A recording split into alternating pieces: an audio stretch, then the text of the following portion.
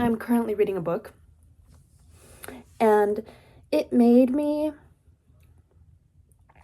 understand how important my emotions are. I am a very empathetic person. I am a very emotional person, and I have been told many times, not only in my past marriage, I was told your positivity is annoying. And so then I would stifle my positivity because I didn't want to annoy anybody. And then I've been told, you're so emotional, you're overreacting, you're this and that. But your emotions are a very important barometer, letting you know if the things you're doing are aligned with your purpose, if they're aligned, if they're supposed to be what you're supposed to be doing, if they are what is bringing you joy in this world. You should be doing things that bring you joy. You should be doing things that you are excited about. You should be doing things that you love and make you feel loved and get you excited. You should be doing these things. And yet we are told so many times to ignore our emotions, to stifle our emotions, lean not on your emotions. And so many times people have been hurt from not following their gut instinct, that feeling that something's not right, that negative emotion, when the universe and your spidey senses are trying to tell you, girl, boy, person, you are in danger. And yet we have become detached from something that is so natural and so important in our lives. So I just want to remind you that your emotions, and we have so many emotions, I want to simplify it to a positive and a negative emotion. Your body, your soul is telling you things. Depending on how you feel about them, you are being guided, you are being moved by someone that knows you better than you know yourself, a force that knows you better than you know yourself. And it's okay to trust it. It's okay to lean into it. It's really good to think about it. Why am I feeling this way? What am I feeling this way about? Don't just ignore them. Trust your emotions. They will tell you some very important things about your life and about yourself. They will lead you, they will guide you when we live in a world that's filled with so much information and so many things that aren't here to serve you. Even when there are people in your life that love you, they don't know any better either. Sometimes they really don't know any better. If they haven't succeeded in a business and you're trying to start a business, your mom, who loves you so much and only wants to protect you, will tell you that it's not a good idea. Will tell you that it's going to be hard and maybe you're going to fail and maybe you should do something else instead. And that's not because she doesn't love you. That's just because her reality is based on her own life experiences.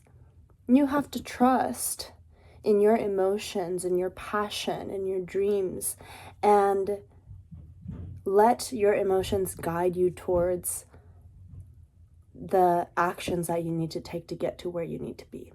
You can do anything that you want in this world. You can be anything that you want in this world. You can have anything that you want in this world. And a lot of it, so much of it, starts in your noggin. Cheers. I can't save you now.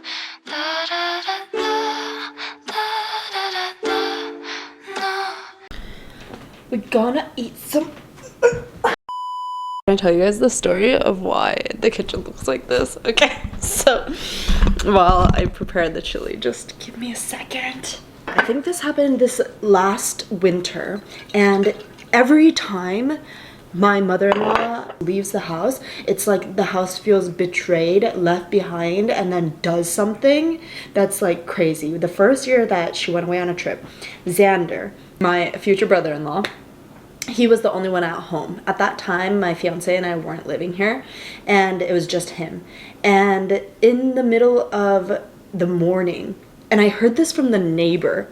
I talked to the neighbor, and the neighbor tells me the story. And he's like, yeah, I wake up 7 a.m. He's like this really chiseled, lean, super handsome old dude. He notices that there's smoke pluming up from the backyard of our house that we're living in now. And so he goes over, he knocks on the door. He's like, something's not right. Knocks on the door, no answer. Of course, because Xander is a gamer, and at that time he was in college. So this man's was awake until probably 6:30 in the morning, and this man is coming knocking on his door at 7 in the morning. So no way, Xander is not waking up. And then a couple hours later, the neighbor comes out again. He's like, no, like something's really not right. Like there shouldn't be plumes of smoke coming out from their backyard. So he comes over again, knocks on the door insistently until Xander gets up and answers. And to which he realizes that the entire backyard is on fire. And I don't mean like the shrubbery. I mean the electrical unit that wasn't installed well underneath the ground is now on fire, and the flames are coming through the yard. That was year one. The second year, Miss Maria went on a trip. The house retaliated again, but this time I was here. What does this story have to do with anything I'm going to talk about later today? Nothing. If anything, maybe it will help me get used to telling stories, which I would like to say does connect with my lifelong dream of being an author, so I will continue. Second time, we just get through this winter. It's me, my fiance, and his brother. And we don't really understand what freezing pipes and the science behind that is.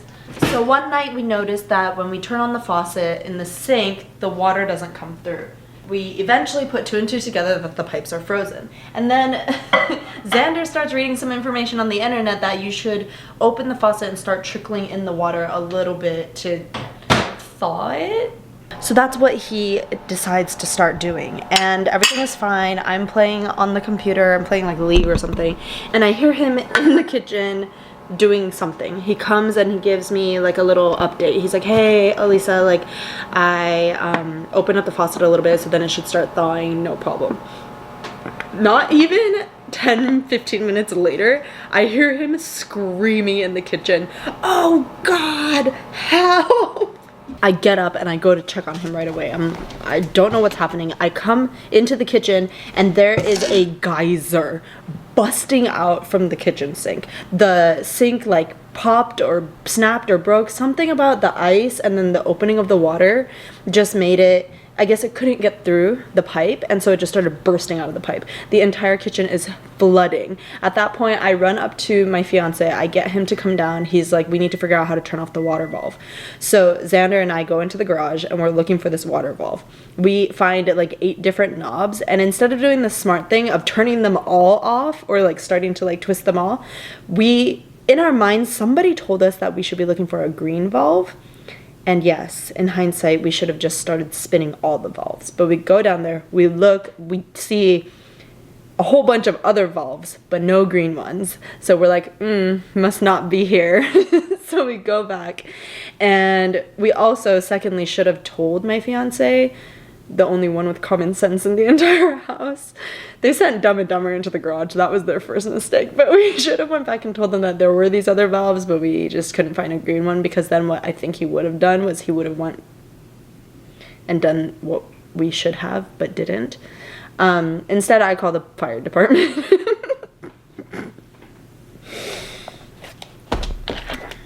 So then what looks like the entire fire department of Oregon State arrives. They start shoveling through the snow because they're trying to find like an emergency water shutoff or something.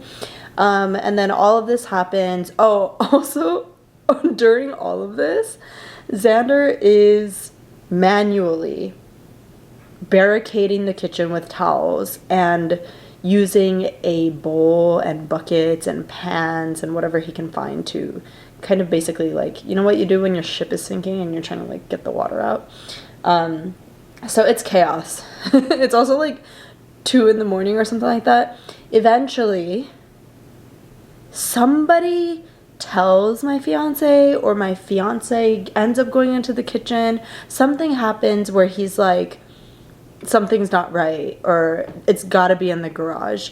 And he goes into the garage, he lifts this painting that was hiding the one green valve. So it was there. And he turns it and all is good. Water is turned off. The fire department can leave. I'm extremely embarrassed, but at least the disaster has stopped and the entire kitchen floor is ruined. So So that's why we have a hole in the kitchen floor and we trip on it every single day.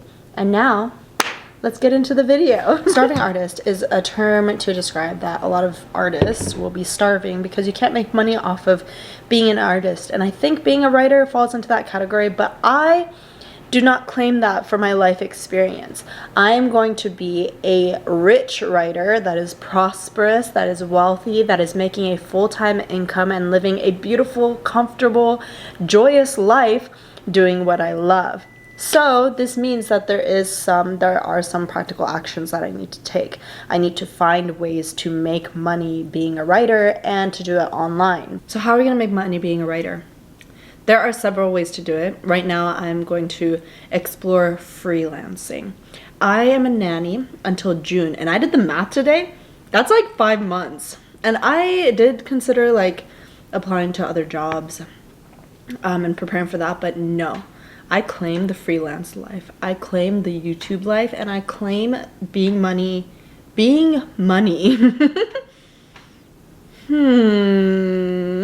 So these are the methods I'm going to explore. Freelancing. I'm just gonna start talking about it. I'm gonna do it, and I'm gonna show you while I do it.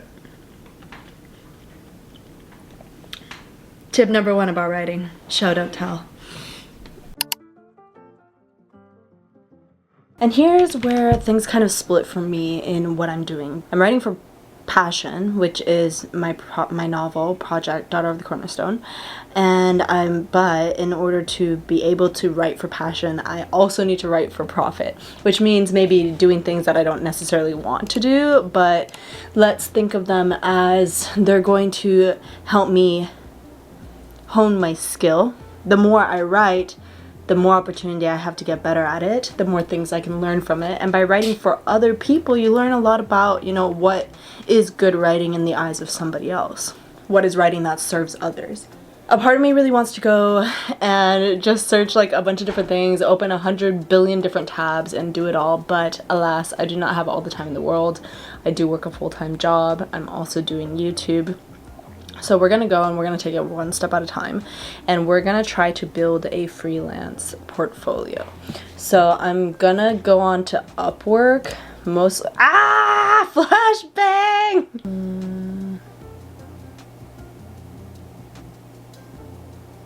Pet product copywriting. I'm starting to realize that I should just write my own books and make my own YouTube channel. Since that's what all of these people are asking for, instead of breaking my back trying to find freelance, I should just dive headfirst into YouTube and work on making my YouTube profitable and grow. Is that the conclusion I'm coming to? Maybe. For the sake of doing what I said I would, I have a few. I have, let's see, seeking native English speaking journalists for interview-based articles. I liked that a lot. Dinosaur scriptwriter for YouTube. Job postings that I'm super interested in. Now I'm gonna have to go in and kind of create a portfolio that's curated for them and make sure that I have good quality scripts that I can send to them as an application. That is something that I will work on. And you know what? I was gonna add a few more things to my plate, like looking at Amazon KDP, looking at maybe ghostwriting or writing novels under a pseudonym.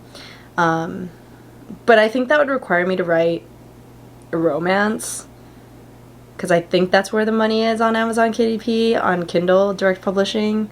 And I don't really know if that's something that I want to do. At the end of the day, I still do want to be really proud of what I'm doing.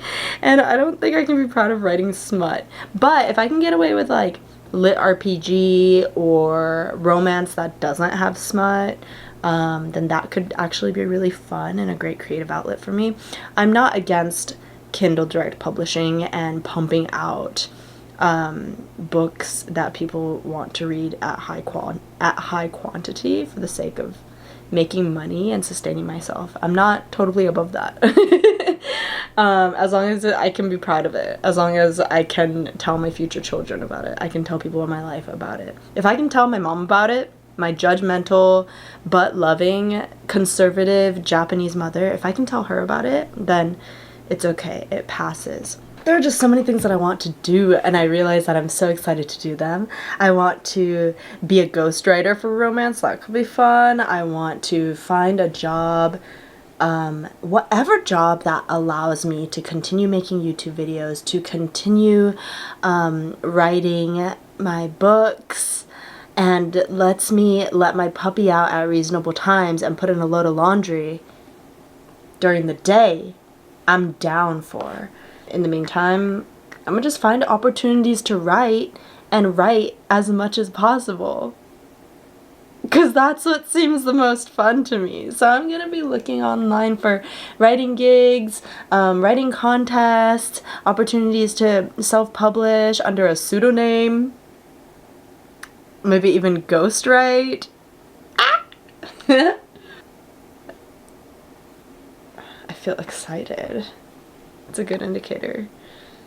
Okay, bye.